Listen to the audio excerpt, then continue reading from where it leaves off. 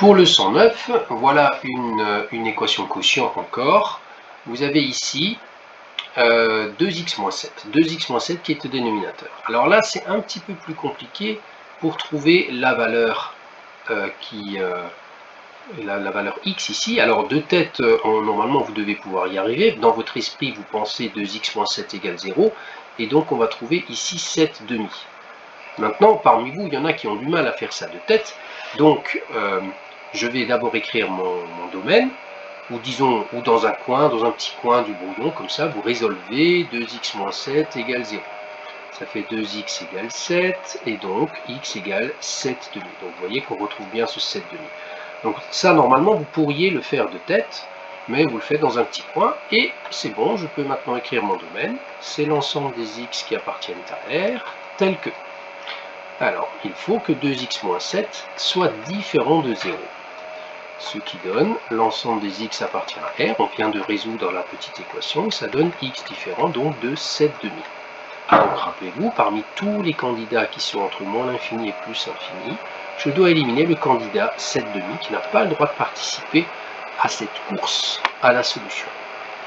Et donc ici, c'est tous les nombres de moins l'infini à 7 demi, de moins l'infini, oui c'est ça, à 7 demi, union 7 demi plus l'infini. Voilà l'ensemble. Encore une fois, l'écriture abrégée ou condensée, c'est R privé de 7 demi. Je reviens à mon équation. L'équation maintenant, pareil, toujours la même technique. Je fais un produit en croix, mais ici, il n'y a qu'une seule diagonale. C'est pas grave, j'applique mon produit en diagonale, ce qui fait 2x-7 fois 2x-7, c'est-à-dire 2x-7 au carré, égale 4.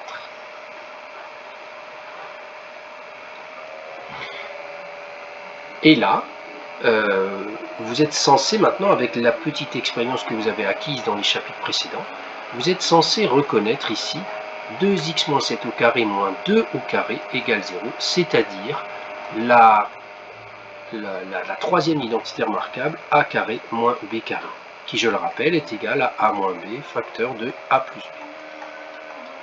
Et donc ici, j'applique mon identité remarquable, cela va donc donner, donc ici on va penser à mettre les équivalents, et ici ça donne donc 2x-7 moins 2, le tout multiplié par 2x-7 plus 2 égale 0, ce qui donne 2x-9 facteur de 2x-5 égale 0. Et là, comme dans le chapitre des équations du second degré, vous reconnaissez un produit nul.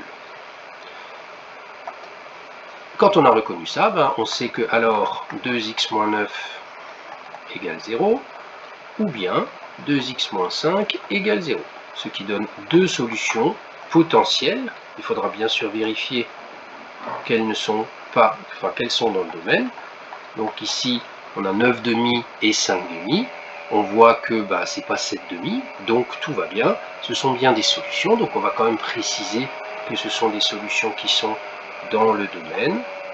Et donc, on peut conclure en disant que S égale les deux solutions, 5 demi et 9 demi. En général, petite remarque, je mets les solutions dans l'ordre croissant. Ce n'est pas une obligation, mais c'est une excellente habitude, notamment quand les solutions sont des intervalles, où là, ça devient obligatoire. Donc, autant prendre les bonnes habitudes.